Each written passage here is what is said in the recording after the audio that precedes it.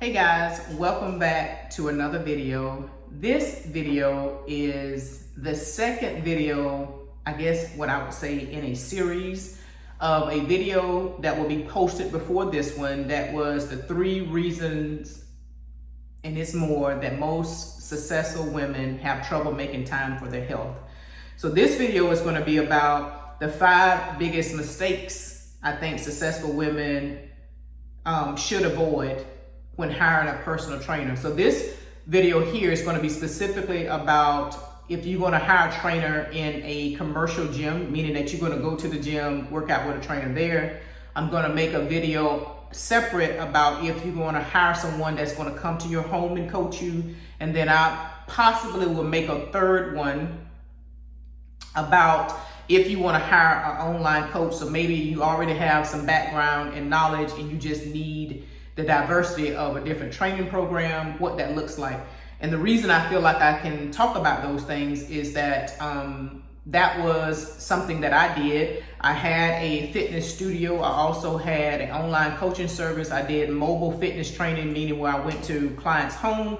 And I started my career in terms of working with other clients inside of working in a gym. So this woman, someone who does not have a whole lot of time, how can you get the most bang for your buck? And what are some of the things that you should avoid? Again, I said in the previous video about, I saw a lady in the gym the other day working with a trainer, and it just annoys me when I see this because I know that at the end of the day, the client is going to be the one who suffers. So what are some of the mistakes? I don't know how many I'm going to give you, but this is off the dome. I don't have these scripted out, but these are things that I think you should be warning signs for you if you are a female who is, I'm using the word successful women. Anybody can use this information, but if you're looking to hire a trainer at a gym. Okay, so what is one of the first things you should know? Number one, commercial gyms make their money typically off of group classes. It's not necessarily their personal training. So usually they're going to have something like a spin class or step aerobics class. One of the gyms that I go to have some type of boxing and kickboxing class and stuff like that. Typically, that's how gyms make their money, and the recurring memberships. Personal training is not necessarily high on the list. Depending on what gym you attend, you may see more trainers on the floor versus other gyms. It just really depends on what type of gym you go to, because all commercial gyms are not equal. You have your Planet Fitness, you have maybe your Gold's Gym. You may have, depending on if you're in a larger state, it can run the gamut on the different types of gyms. But for the most part, most gyms require most personal trainers to be certified through a national accredited company.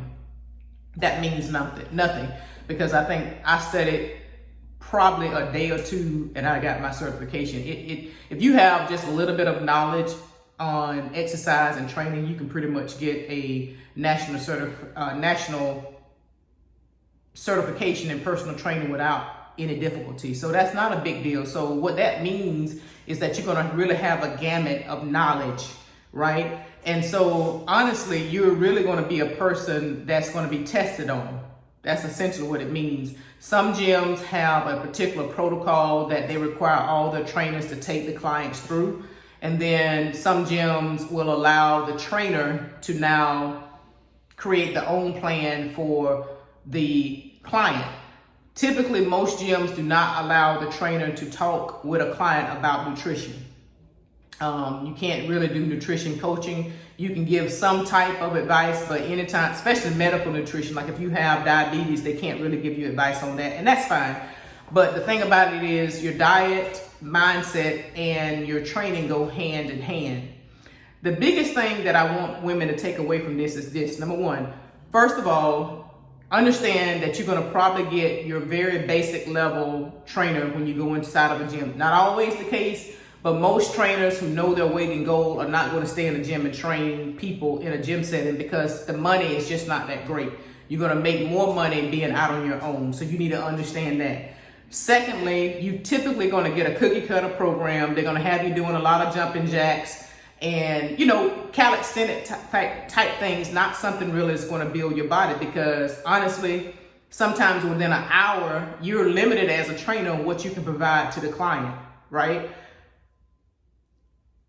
And also with that, you will find, and I see this all the time, and it ticks me off, and I saw this the other day, where you have a trainer, he's leaning back on the wall trying to be so cool, as if the people in the gym are watching him, and I was watching him because the way that he was behaving with this lady, and this woman was struggling, and it's almost that he wants to put her through this whole difficult, course of exercises and things like that while he's so cool, right? If your trainer is talking to you all the time, and it's not about what you're doing in your workout, and you can sit down and have a conversation with him, you're not him or her, you're not working hard enough. If they're eating their bagel or their lunch and their coffee and their drinks and stuff like that when they're coaching you, you have someone who's not professional at all. And your best interest is not their highest priority. So you have to understand you're getting the bottom of the barrel most of the time. And I've seen this over and over again. You come in, they're not prepared. You get there on time, they're late, and they just run around throwing some exercises together, and you think that you've gotten a good workout, and you have not. You've been cheated out of your money, actually. Right? So you want to ask questions, and it's going to be hard. And I just would encourage people who really want to take their health seriously, really become a student of the sport. When you start in the beginning, you may not know a whole lot, but you will be able, if you start doing researching, use YouTube. If you start doing researching on your own, you will be able to understand some basic things, and you will know it's not right. The biggest thing that really bothers me about this whole process is that when people come in with good intentions and they really want to make their health a priority, you work with someone who does not express the great concern about form and really making sure that you understand and connecting with the muscles the muscle groups that you're working and why you're doing a specific exercise. Again, in most of these settings, these trainers do not have time to do that. So this is why I'm saying you have to become a student of the sport. So many people end up with injuries later on down the line because they've done something that a trainer has instructed them to do, and it has not been the best mechanical thing for them to do. They end up with an injury, don't know where it came from, or you work with this person 6 months because they're pretty much going to probably get you to buy a package, 6 months, 3 months, or whatever the case may be, and then when you leave, you know nothing, right? Understand that going in if that's what you choose to do. But I would tell anybody, start being a student of the sport. Understand basic nutrition. Understand basic exercises, the mechanics, the muscle groups, what do they move? What is a frontal movement? What is your posterior, your anterior? What does that mean? What are your deltoids? Are there 3 heads to the deltoid? Is it 2 heads to the biceps? Is it 3 heads to the triceps? Understand basic things so you can have an intellectual conversation with the person that you're working with. And if they can't dialogue with you on that level, then you know that you're dealing with someone who is not intelligent enough to take you through that particular phase that you're in. But if you don't have the knowledge, you're going to get played. And I see this happen so many times. Understand that most commercial gyms, this is the very basic level of coaching that you can possibly get. Because most trainers who are highly skilled will not continue to work in a commercial gym unless they're getting commission on top of whatever they're getting paid. But most of the time you can make more money as a trainer going out on your own. So you're not going to see, if you see the same person for several years over and over again, you already know that their skills are not that great, right? They don't have a high demand of clients, or they're not comfortable enough. The other thing is, females, please understand, no trainer should be putting their hands on you. Nobody. I don't have to touch you in order to give you instruction. I can demonstrate the exercise, but I don't need to put my hands on you. And if there's a place that I want to say, do you feel this right here in your lateral head? I need to ask you first before I put my hands on you. Is it okay for me to touch you right there? I want you to understand the contraction in this particular part of your lateral head. But there's no reason that a coach a trainer should be putting their hands on the client, male to female, female to male, or to the same sex. There's no reason for that. The other thing that I see where most females fall and prey to this is having some type of sexual conversation with their trainers, right? They have these conversations, you texting people inappropriate things, they're receiving all these text messages back and forth. You got to understand, it is very common, I've seen it, it's very common for trainers to have some type of sexual relationship, especially with female clients, because many times women come in, they're very insecure. This man knows that you're insecure. He starts complimenting you, you paying him, and all you doing is being a sucker. Keep paying him your money. Essentially for him to pimp you out. Many times these relationships turn into sexual, and then it turns into a big mess, and you as the client leave shorthanded. You paid someone to pimp you out, and then on top of that, you still did not come in to get what you needed, which is to improve your health. Or you start losing weight and this man start making comments to you that's inappropriate.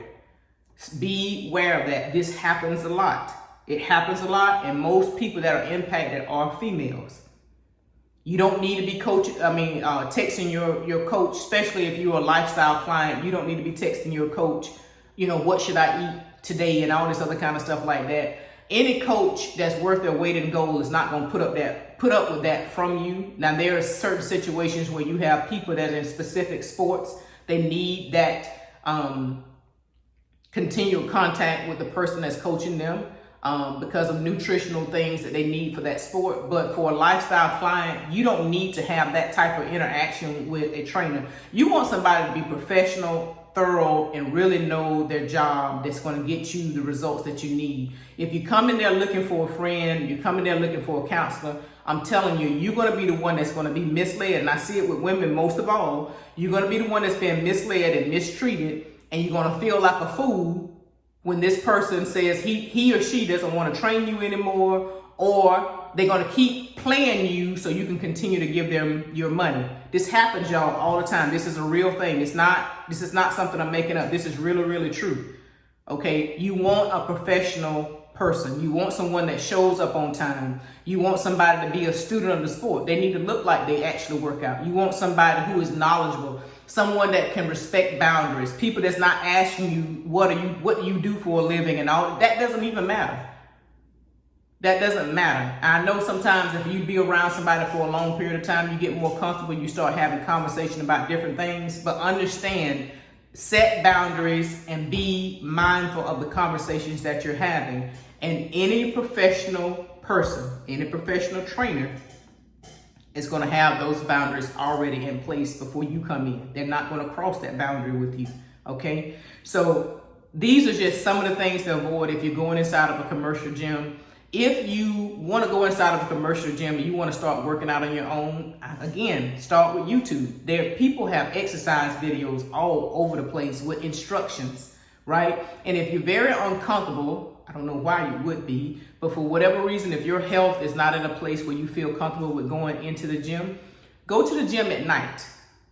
After about 9 or 10 o'clock, most gyms kind of thin out. It's not as many people. And go walk around that gym and look at the different pieces of equipment and be able to understand those pieces of equipment, sit on them, adjust the seats. Most equipment has like a picture on the side to show you how to properly use that particular machine, or take the machine name down, YouTube it, and see whether or not there's some type of instructional video with somebody using that machine so you can know what it is. And that way, when you go into the gym, you're not stressed out. You're not coming in with your eyes bucked open like you a deer caught in headlights, and you can navigate through the gym without feeling so awkward. I get it. It's a new setting. It's a new place, but you can do things that can help you feel more comfortable. Go at night. Like I said, most gyms after 9 or 10 o'clock, they kind of thin out. It's less people there, and you can just roam the gym. Understand where the females' bathrooms are, and how to move through that. And you can be able to see the environment and the climate. And before you if you want to hire a personal trainer from that particular facility, you'll be able to see kind of what's what. right? And the biggest thing that's a therapeutic partnership when you work with a trainer, right? So as a therapeutic partner, you want to have an intellectual conversation with the people that you're communicating with so you can get the most for your dollar. And if you are working with someone who does not want to explain things to you, number one, they should do a consultation. Nobody should take you on as a client without doing a consultation and understanding your background, understanding your goals, and really it's kind of somewhat setting forth a plan for you to help you hopefully achieve your realistic goals, right? And as a therapeutic partner, you all dialogue, because it's not about them and it's not about you telling them what to do, because you're going to a professional, hopefully. So it's a balance of the meeting of the minds. And if you feel like you're talking to someone who does not understand where you're trying to go, then at that particular time, it is your responsibility to make a decision about whether or not you really want to work with this person, right? Nobody should be dictating you. But at the same time, if you tell me something that's unrealistic, it's my job to tell you that. You know, I'm not Houdini. I don't work magic. And if you tell me that I want to lose 20 pounds in 3 weeks, I need to tell you as a professional, I don't think that we're going to be able to do that. And these are the reasons why.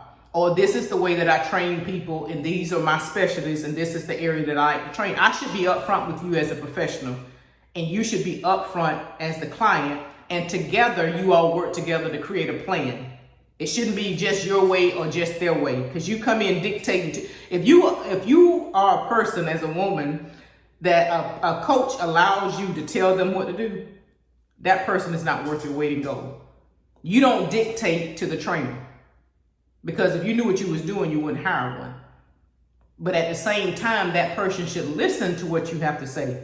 But when you're trying to control the situation, even though you think you're getting by, you're getting played. Just saying. So I don't know how many tips that was, but these are just some things that really bother me. And I think as women, we need to understand that you can do better for yourself. If you want to make your health a priority in 2023, you can do that. All of us fall off at some point, and there's nothing wrong with getting help from someone who knows more than you know. But understand, you need to become a student of the sport, right? You need to become an educated consumer. Don't rely on someone else to always give you the answers that you can pretty much find for yourself, all right? So I'm going to end it here. I don't know, like I said, I don't know how many things that I've said. I could go on for days about this. The next video I'm going to make is about whether or not you want to bring somebody in your home. Whole different ball game, because to me that's even more personal. And then again, I think I'll make a video on if you want to hire an online coach. These are just my thoughts. It's not an exhaustive list, but at the same time, it's a list that I think can help you navigate this as a business owner, as a woman, and someone who really want to take the reins and say, I want to do better with my health, okay? It's nothing wrong with hiring somebody, but sometimes you can be your best coach. Start there first and begin to listen to the biofeedback that your body gives you. Because if you don't listen to yourself, how can you explain it to your trainer? And maybe that's somebody we want to see, 1, 2, possibly 3 times a week. How can you do it? But anyway, all right, like, comment, and subscribe. Share this video out with someone that you think can benefit from it. And if this is something that resonates with you, tell me why in the comments. Let me know why. And I'll move on with the next one, the in-home. Take care, everybody. Have a blessed one, and see you next time. Bye.